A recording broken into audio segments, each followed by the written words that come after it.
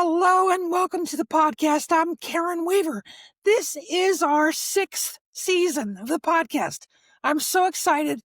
This conversation continues to attract guests, including national leaders, scholars, and analysts, all discussing the sea change in college athletics. My guest today is Dr. Daniel Allen, the president of LaSalle University here in Philadelphia. LaSalle is an original member of Philly's Big Five consortium of basketball schools, with a host of legendary college and pro basketball players and coaches calling the campus home. Today, though, the athletic landscape looks very different. The Explorers don't have football. Instead, they use their Division I program to support the institution's objectives. Dan, welcome to the podcast. It's so good to see you again. Thank you, Karen. Happy to be here. Good to see you again as well. So you and I were on a panel back in April where you and Cheryl McConnell from St. Joe's, we had a very, I would say, frank conversation with the members of the audience who were mostly from FCS and basketball-centric conferences about what is on the plate of a president at that level right now. Share with us what's on your plate. Yeah, just a couple things. There's not too much happening in higher education, right? Yeah. Just a couple of things. Obviously, all of the legislation that's coming out of Washington, D.C. recently that has changed a number of things in the higher education sector is certainly front and center for me and I would say all of my fellow presidents. I think we all are concerned about enrollment and how do we continue to generate enrollment in the face of the demographic cliff, as it is known these days, right? So I would submit most of, not all of us, wake up in the middle of the night thinking about that. And then, of course, the enrollment effects on budgets and how we're going to continue to fund the exceptional work of our faculty and our staff, as well as to provide the best experience we can for all of our students. So I would submit that amongst all of the things that are happening in our industry, those are a few that are really front and center.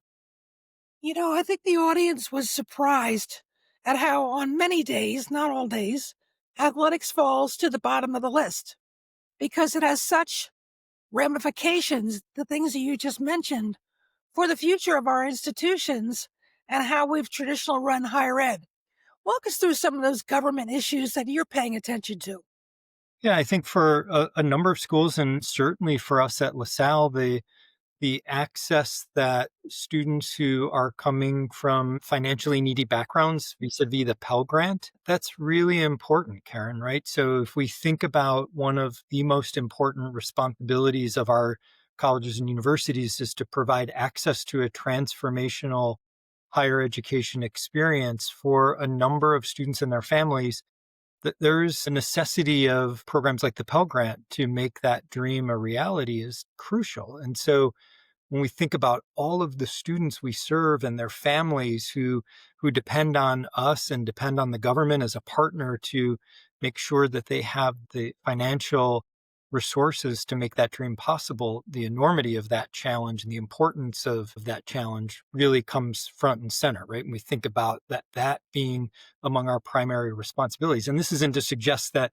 athletics and what we're doing in athletics isn't important. As you indicated, it really does provide for all of our institutions. But when we think about our mission, right, and focus on the priority, what we are called to do for our neighborhoods, our communities, for our country, it is providing access to that transformational experience. And in so many ways, things like the Pell Grant and the loans that students and families have access to make that a reality are so important. So we've been really dealing with that a lot over the last several weeks. And if they don't have access to the loans, whether it's a Pell Grant or a grant itself, or even a student loan that fills the gap in the financial aid to the full cost of attendance, they may not come. Is that a reality? Yeah, that's right. So they may not come or the financial burden then falls to the institution to ensure that they can enroll at the university. And so the ability that universities have to provide those financial resources, if programs like the Pell Grant aren't available, becomes more and more limited. And the more and more our universities step forward to assist in that regard, the less and less resources that we can invest in other programs and in other students and faculty and staff across campus. So you're playing that balancing act while ensuring that our students and that mission is always front and center. One of the things we hear a lot about in the sports media in particular is all these large dollar checks that are being cut right now for athletes in revenue share or NIL. What's the reality at LaSalle right now? How are you managing through this new era? Yeah. So, I think the reality is everybody has a different idea of what a large dollar is, right? So one person's large dollar may not be so large to somebody else, but I think it's ensuring that, as we discussed when we met initially, that we're doing it our way, right? We're doing it consistent with our LaSallian, in our case, values and the mission of our university. And so absolutely, we believe that student athletes have the right to be compensated for their name, image, and likeness. And certainly coming out of the House settlement, sharing in the revenue that universities are generating from our athletics programs. But the reality is that a school like LaSalle isn't generating the kind of revenue that a Penn State, for example, is generating. That's not us. And so for us to try to compete in that world is really a fool's errand. We know who we are. We know what we're really good at. We know our values. We're committed to our mission. And so we're competing in this new environment in a way that is absolutely consistent with who we are as a university, and in a way that we feel is going to, one, allow us to provide the best student athlete experience that we possibly can provide, and to be as successful as we possibly can. Look, we want to win.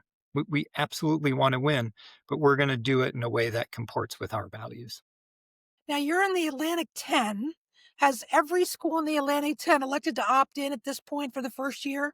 Yeah, proud members of the A10, and all members have opted in. So yeah, we're competing in that environment. And obviously, Atlantic 10 is well known for success in a variety of sports, but probably the most prominent is men's basketball. So, is there any strategy behind how LaSalle views men's basketball and the Atlantic 10 views men's basketball? Yeah. So I would say I'd be remiss if I didn't point out on the women's basketball side, our very own alum, Cheryl Reeve, Oh my gosh, yes. the gold medal winning coach of our U.S. women's Olympic team. So there's a strong tradition on the women's side as well. But yeah, I mean, men's basketball is an important part of the A10's identity. It's an important part of our story here at LaSalle. And as you indicated early on, it is part of Philadelphia's story, right? And the Palestra and Big Five and all of those famous coaches and players that have been a part of the college basketball landscape in Philly. It's really exceptional. And so we're leaning into that part of our brand and our narrative. How do you do that in an era where I'm sure your coaches feel like they want to try to retain their players year after year? And I know we're only in the first month of the House settlement, but you talk a lot about mission. So, how do your coaches go about finding those athletes that would be the right fit for the mission of LaSalle? Yeah, so I love the way our new coach Darius Nichols is talking about it, and he prioritizes recruiting tough kids, or kids with some innate toughness, right? So to compete in the A10, to be a part of LaSalle basketball, to be a part of the Philly landscape. But we like to think you got to have some toughness. And so we recognize that there are other, the blue blood programs may be recruiting a different type of student athlete and a different type of player that has a different agenda, let me say. We're recruiting kids who are tough kids and want to compete in what we think is one of the best basketball conferences in the country. And again, are going to do that recognizing that we are who we are, and we're going to do it LaSalle's way. Yeah, yeah. One of the things that when you opt in, you had to deal with the roster cap. So, how are you managing that across your athletics program?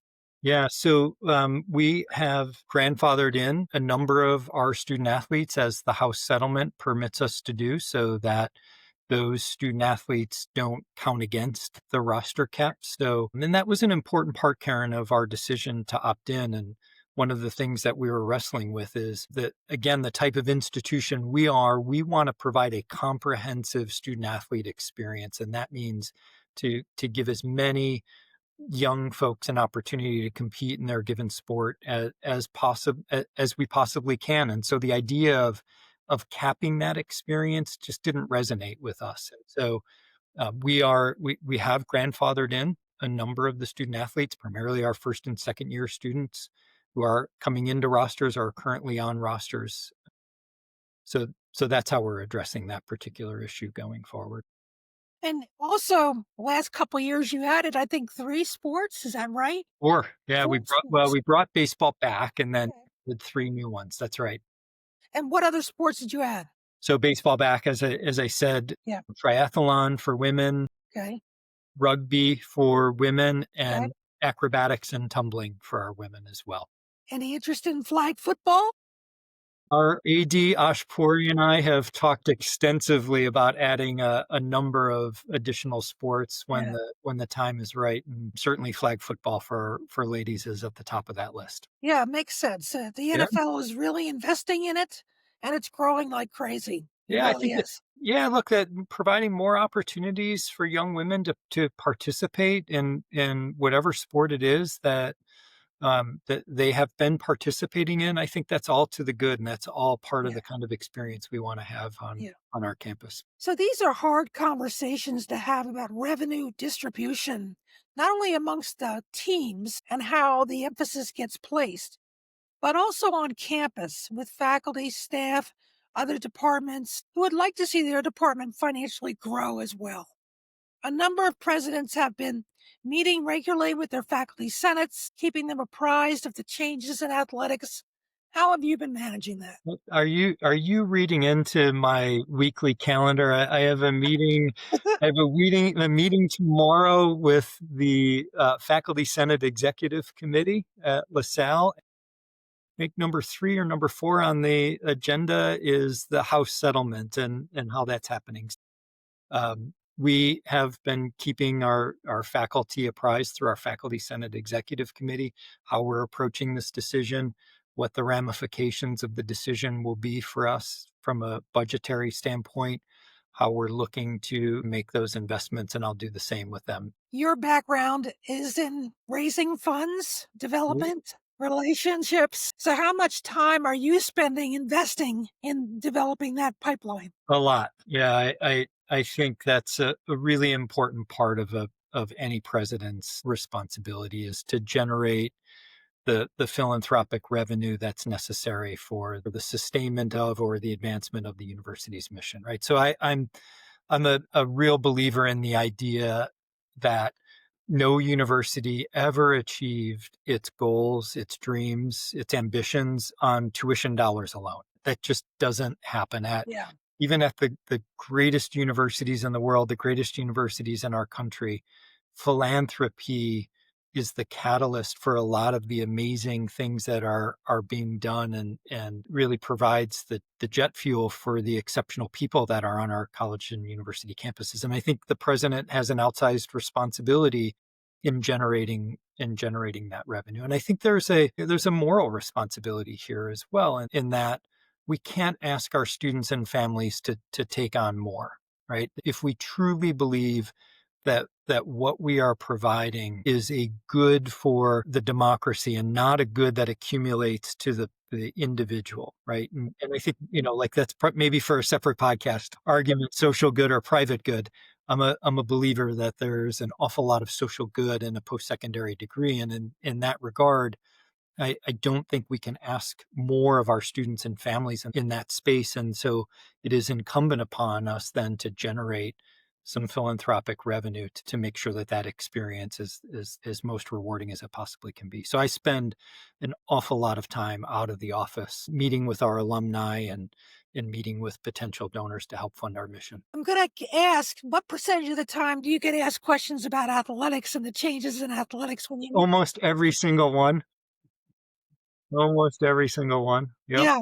And so, how are they responding? I ask because when we saw each other for the panel, Gerald McConnell mentioned that she felt like some alumni were the old guy on the porch kind of yelling like, I don't want it to change. I don't want Yeah. it to change, right? Yeah. And you probably have some people who are like, why does this have to change? How do you address that? Yeah, I've described myself as that old guy with the black socks pulled up to his knees in the lawn chair. "Get off my No, grass." my lord. Yeah, we're trying not to be that person, and yet recognizing for a lot of folks, what they remember their own experiences where they were together with a team and a set of teammates for some N of years, ideally 4 years, and not being able to make any money off of their name, image, and likeness. That is not today's environment. And so some, I think, struggle with the idea that we have to do this in order to compete. And yet I think most understand that student athletes should have the opportunity to benefit financially. The time commitments that are being asked of them that prevent them from potentially working jobs that would allow them to generate extra income for themselves. But that just isn't the kind of schedule that these young folks keep today. They also recognize what we need to do to compete and to be successful. They want to win as much as we do, and so there's a recognition that we have to do what is necessary to compete in this environment. And yet, as I keep coming back to do that within the confines of LaSalle's value system. Yeah. Yeah. I would imagine it might get a little bit repetitive having these conversations, but I would also imagine it's important for them to understand and be able to connect with the landscape change. That's right. And that is communication, right? Is repeating the message and repeating the message. And just because you've said it 500 times, it may be the very first time that somebody else has heard of it. I can't tell you also the number of conversations I've had socially with friends and or family where I've said, like use the language, the house settlement. And when the house settlement, and they stop and they say the what? I said, well, What the house else? settlement. What are you talking about? Well, I don't know. So there are, believe it or not, a large number of folks who do watch college athletics, by the way, who just aren't as in the weeds on this as we all are. And so you do have to keep communicating, communicating, communicating. I can see that. And that's going to be part of your coach's challenge too, as they meet with their fans and boosters. So do you offer them any tips or tricks as to how to help them understand the landscape a little bit? Yeah, they're really good. As I said, we're blessed with tremendous coaches and under the leadership of an outstanding athletic director and Ash Puri. So I don't have to do an awful lot of coaching or providing guidance in that regard. But I think what's really special about LaSalle is the alignment that we have. And so when we're together, and that by that I mean the coaches and Ash and I, we're saying the same things, right? We all want to win badly and we know what it takes to be successful, but we have no illusions or delusions about trying to do it the way some other big programs doing it in one of the A4 Yeah. conferences, because that's not who we are. And so it makes the job pretty easy in that regard, Karen, because we're so aligned in that space. Yeah, and that's important. Do you as the Atlantic 10 have concerns about the national conversation about this conference being a part of the decision making? And I ask that because the structure just changed. And maybe you could tell us a little bit about that. Yeah, that is something that we have talked about extensively with the A10's President's Council, is the advocating on behalf of conferences like us to have a voice at the decision-making table, have a voice at the governance table, right? If we are all in this together and all in this together on behalf of our student athletes, having only a few voices representing a few of the bigger conferences isn't healthy for the overall association. We have talked a lot about this as an A10 President's Council, and doing more advocacy to make sure all voices are represented at that table. For those who don't know, the NCAA voted for if all four autonomous four conferences vote together, they will have 65% of the voting block. So there's no way for the other conferences in the country to outvote them. And that's a change from past behaviors. Am I correct on that? That's correct. Yeah, thank you for describing it. That's correct. And that just doesn't feel like it's in the spirit of what we are trying to do on behalf of all of our student athletes Yeah. as an association. Yeah. Now they have added a couple of student athletes onto the different groups, which is a step in the right direction, but they're also football and basketball. They're not Olympic sports. That's right. You have a lot of Olympic sports. How do you balance that? That's right. I mean, I will tell you how I balance it with our own university that could be different from other universities and other conferences. We place great value on all of our student athletes and on all of our sports. And also at the same time recognize that there is one sport, in our case men's basketball, that tends to get a little bit more attention than the other sports, and it tends to generate a little bit more revenue than the other sports for all of the reasons that we know. But that doesn't mean that the other sports and or the other student athletes are less important, less valuable. I've spoken to most, if not all, of our teams at the beginning or the end of their seasons, and I describe for them what I think is what their situation is, and that is since they've been knee high to an adult, they've been going to the pool, the pitch, the court, the field, whatever it is their sport, and sometimes getting up super early in the morning to get there and coming home late at night and being driven all over the cities and all over the country to compete. They've put in the hours, they've put in the time, and the effort that they're making to do that is no less than a football player or a men's basketball player, right? Um, and so I have a great deal of respect for those student athletes because they don't get the same amount of attention. But since the time they were little kids, they were putting in the hours and the effort as well. And so we show them the respect that they have earned and that they deserve. And It's part of your mission. yeah, that's it. Yeah. And again, I know other places do that and yet also place higher value on one sport over another. And that may come at the expense of some of the Olympic sports and those student athletes. That's not who we are as a university, right? When a family makes a decision to have their student enroll at LaSalle, we believe that that is one of the most important and for some the biggest financial investment that they've made in their life. And so we treat it with a great deal of care and respect, whether they're a student athlete or not, or whether they are a member of the men's basketball team or a member of our field hockey team. They all matter to us and they all deserve the greatest amount of respect and attention that we can deliver to them. Before I ask you about your preparation, I think this is your first presidency, if I'm not mistaken. I do want to ask you about other forms of revenue generation. Of course, one of them is redesigning your facilities to try to just drive more revenue, more premium seating.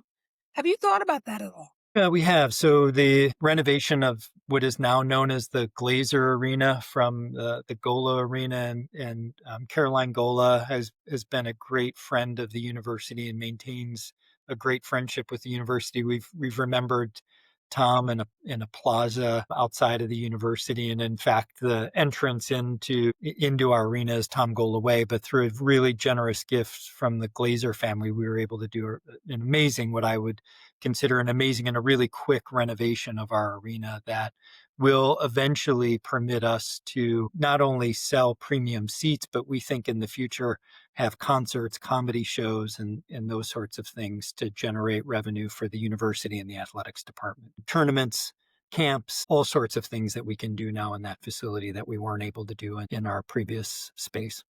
It's a must have at this point. You've got to be able to generate revenue year round in those spaces. Yeah, year round and not just, enrollment obviously is the primary revenue source for a university. Philanthropy, as I mentioned, there are some universities that, as you know, generate money through grants and research, although in these days that even that is becoming quite challenging. And so diversifying the revenue stream. But the point that you made, Karen, I think is really good, is not just during the school year, it has to be 12 months out of the year. And so sometimes you need facilities in order to be able to do that. Yeah, you're right. You're right. Okay, so you know that I teach an executive doctorate program at Penn that prepares senior leaders to become university presidents if they want to. So I want you to talk to my students right now. What should they know about their learning curve for college athletics? Well, college athletics. So, it is at once a part of the university and an important part of the university and influenced by um, factors and forces outside of the university as well. And so it is having the ability to have a foot in both of those ponds at the same time and managing what your vision for your intercollegiate athletics department is for your university, while having a real keen understanding of the forces that are impacting your ability to deliver on that vision that come from outside of the university. How did you affect your learning curve in that space? Obviously, you know athletics, but when you become the leader of an institution, you have to really absorb all the things that impact that institution right now. Yeah. So I think the most important thing is to talk to people who have been there and have done that and do as much homework as you possibly can and speak to as many people as you can about it. If you haven't been involved in it yourself already, you have to learn from and talk to the folks who have been there. And Yeah, that's what I see in my classes. I have people who are chief financial officers, student affairs, provosts, deans, IT professionals, alumni, and many of them have just had no exposure to athletics. So I've heard of stories where sometimes they don't even realize it till they sit in the chair on the second day that they've got an athletics crisis. So I'm wondering, from someone who's done that, who's moved, have you seen anything that you said, "Oh man, I wish I'd spend more time understanding that fact of college athletics"? I think particularly at this level, at the Division 1 level, and at a place that cares as much about, in our narrative, men's basketball, athletics overall, but men's basketball and its place in Philadelphia, is an appreciation for how much people care and how much people remember. And the importance of, again, in our space, treating people who have come before you with a great deal of respect. And so Um, I don't know that I underappreciated that, but not being from Philadelphia and not being a LaSalle alum, I probably didn't have as keen a grasp on how, like, remembering that game from 1965, right? Or that player that came from West Yes. Philly, or that game in the 80s or 90s and that tournament, and how we got from campus to that game and the shot that was made or the foul that was called or not called and the timeout that should have been taken that was like, people really care and Yeah, they remember, do. They and do. you have to honor that experience, and you really have to honor the folks who have come before you. Would you also say, especially from those presidents coming into the chair who are a little bit intimidated by athletics, any ideas how they could get over that intimidation?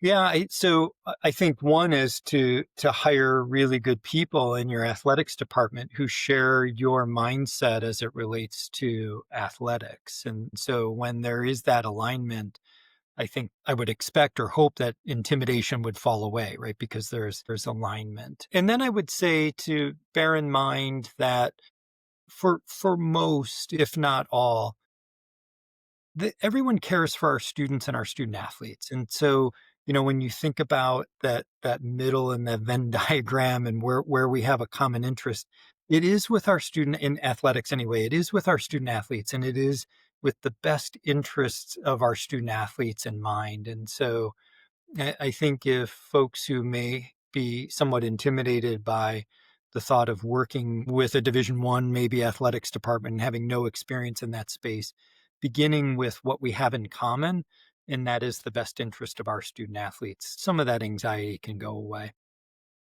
I think that's a great piece of advice, and I think we'll leave the podcast right there. Dan, I can't thank you so much for spending some time with me and my listeners. I appreciate it, Karen. Thanks for giving me an opportunity to do so. Glad to do it.